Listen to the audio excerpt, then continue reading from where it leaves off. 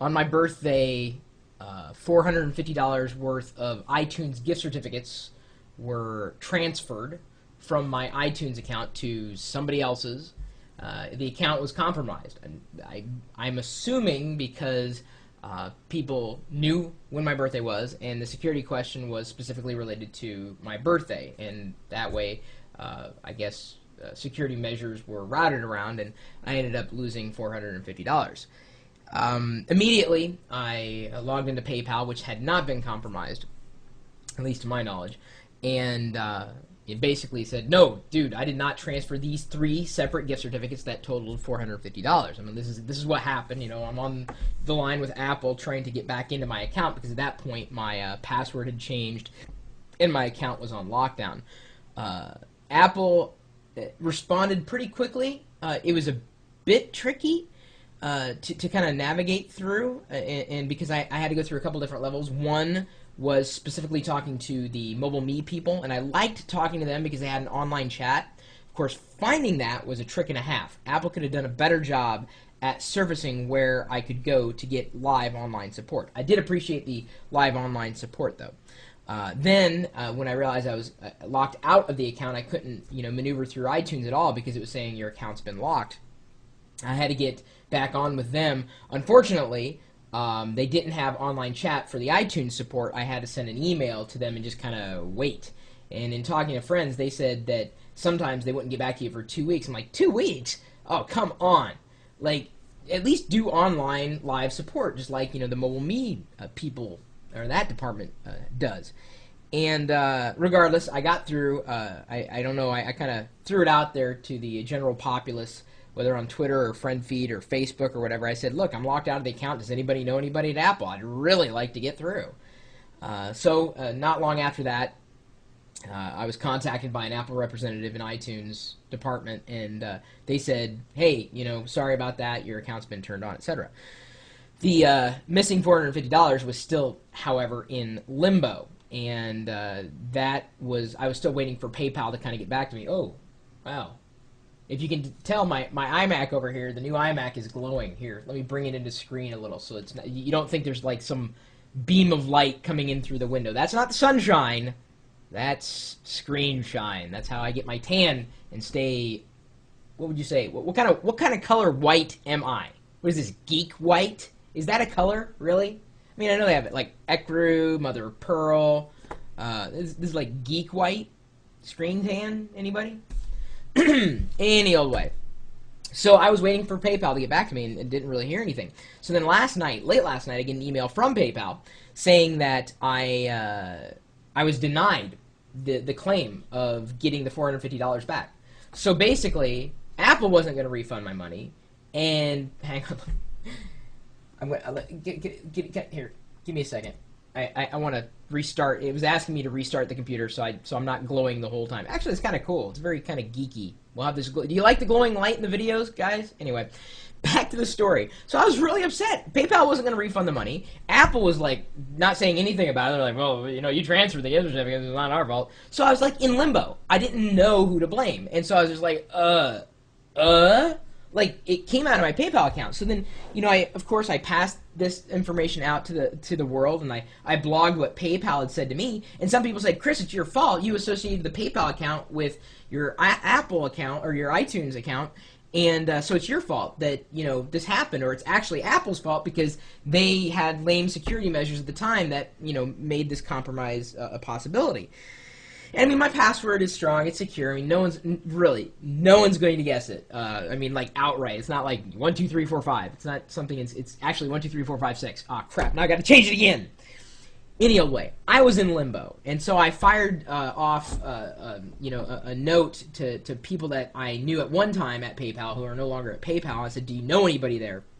And ultimately decided, I'm just going to blog this. Because I know a lot of people have run into the same issue, whether it's been with iTunes or PayPal or somewhere in between. And that is what I think was most upsetting about this whole experience, because my experience with Apple support has not been awesome. I mean, as I stated, they could do things a lot better. Believe me, I've got feedback for them. I've got feedback for just about any company when it comes to support.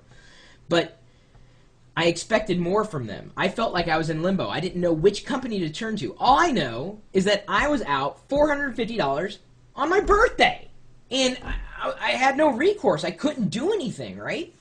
So PayPal's response was, well, just close your... It's the computer rebooting. Duh. PayPal's response was, well, just close your iTunes account and, you know, just that's all we can do. And I'm like, well, that's not practical. Caught in limbo. So I blogged it, and, you know, people, you know, made their, or plopped down their 2 cents and said, you know, here's my opinion, blame Apple, or yeah, blame PayPal. But ultimately, I'm like, dude, I just want my money back, right? So, I mean, that's what it's all about. I don't care who gives me the money back. I just want it back.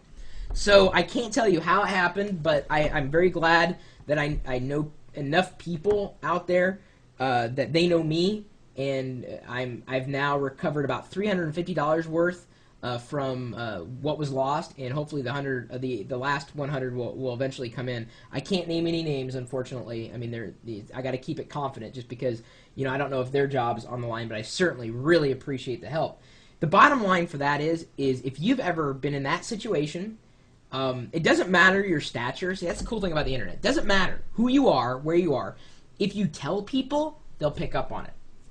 The more people you tell, the more better possibility that someone in the right position is going to pick up on your information. This is the reason why, you know, I post my stuff to MySpace, Facebook, Twitter, friend feed, my blog. I post it everywhere. In some cases, if I'm doing micro updates, it goes everywhere, because some people follow me on MySpace, some people follow me on Twitter, some people follow me here, and I'm not going to tell them to go one place or another to find the latest information. I want to go to where my friends are, instead of, you know, expecting them to do it in any other way.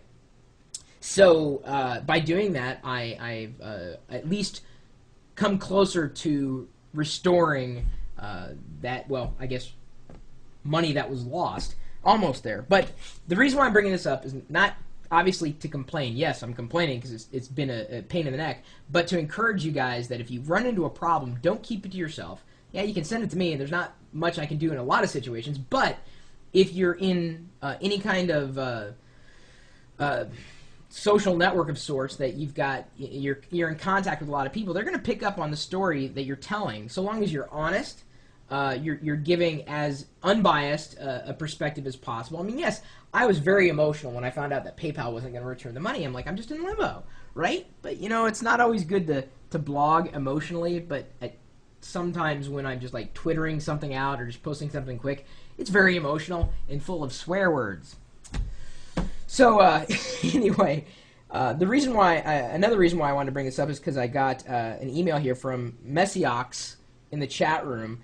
And he said, sorry to hear about the loss of your money. Maybe I should start by writing tips for the rest of, for everybody on how not to get, you know, really taken potentially by PayPal or these, you know, these situations. Give me a second. Now I'm gonna try to log in so that the screen glow is not so intense. There we go. That's a little better. Number one, the first thing, it all starts with a clean computer system. That's true.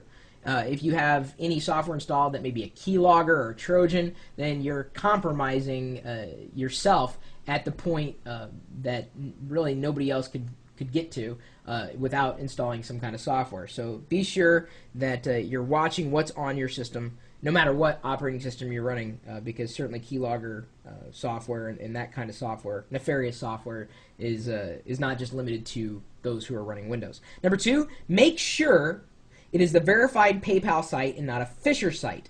You know, you don't want to get caught in a phishing scam. The easiest way to do that is not to click any link in any email that may try to send you to PayPal.com. Go directly to PayPal.com. Do not pass go. Another thing you may want to do is use OpenDNS. We've talked about it before several times. I'm not going to go into it right now, but the reason why is because OpenDNS, not software you install, it's a service you can go through that can help you not go to any phishing website that's been detected on the network before. So it's another layer of security to keep you from hitting any phishing scam. Number three, don't keep a large amount of money in your PayPal account, because people can easily send your money to other accounts in a blink of an eye and your money's gone. Instead of this, keep your money inside a bank account. Then refer to the next step. Check your PayPal history on a daily basis. This way you can stop money from being transferred. That's true. I probably wouldn't have been notified had it not been for the transactions that were made, and I was sent emails about them like 3 in a row, and I'm like, whoa, dude. I'm like, I didn't transfer this money out. This is kind of freaky, you know? And that's when, I mean, I took immediate action. I did not pass go. I did not collect $200. In fact, I lost $450.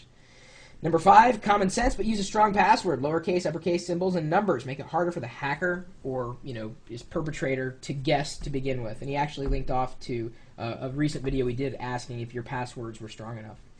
Number 6, he's got here, when you're buying with PayPal, be sure to check that the site is secure. Do this by checking the address bar or potentially a little icon. Look for that padlock. You know, always just, it's not just an HTTPS. I mean, make sure you're at the right site, at the right domain before you make any kind of transactions. Number 7, shop with well-known companies which have a good name. That's probably more than anything, that's the most important thing. You know, a lot of people worry about online security, but I could walk into a restaurant, hand my credit card over to anybody, they take it, they can do anything they want with it. It's a matter of trust. And in many ways, that's far less secure than transactions may very well be online. So it's important to deal with, you know, reputable retailers. And Apple, iTunes, PayPal. So I'm still out now, $100. I have to thank more than PayPal at this point, even though they've got a couple of calls into me that I haven't had a chance to return yet. I have to thank Apple, really, for helping recover my funds to this point. One heck of a birthday present, let me tell you. So if anybody else has been caught in this kind of mess, my suggestion again is share your story. You never know who you're going to find that way. You never know who you're just going to discover has the similar story. And when you can pick up on patterns, it means there's a bigger problem, and it's not just you. In some cases, it may be you, but more often than not, the problem is beyond your little place in this online universe. My email address is chris@pirillo.com, and you're also welcome to stop by this website here, the chat room. We're typically talking tech. I mean, yeah, when something happens to me, whether I'm installing hardware or reinstalling the iPhone OS for the 4th time in the past 2 days, no joke, bad apps can ruin the entire thing. Apple needs to really work on quality control with the App Store. That's a different video, different day. But you know, this is what I'm saying. I mean, I'll talk about software, hardware, services, throw it out to the chat room, ask them what they're thinking. I mean, that's how this list got sent to me, is we were talking about this stuff. He said, yeah, it's a good idea. Let's just talk about this stuff. And, you know, it gave me a chance to throw some tips in, some extra tips, and just to let you know what happened to me, that I'm on, I need $100. What am I going to do until that $100 comes back to me? What could I have done with that $100? Maybe you have an idea. I'm sure you do. You're going to tell me what are you going to tell me to do with that $100 that I'm missing? You know what I could do with it? I don't know. I'm asking. I don't know what I can do with $100. I mean, I don't have it right now. Someone else does. Who knows? It's in limbo.